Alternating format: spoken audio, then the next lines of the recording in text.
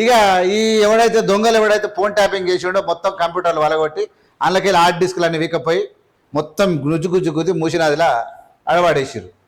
పడేసి పరుగో వచ్చరా రేవంత్ రెడ్డి వచ్చరా పులొచ్చా పారిపాయ ఒకటే ఉరుకుడు.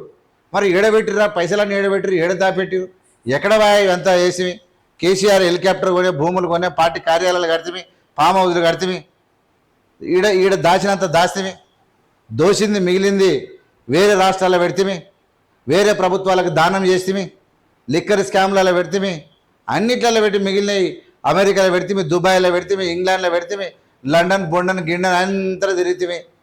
ఇక తెలంగాణ ప్రజల కడుపు కొడితేమి.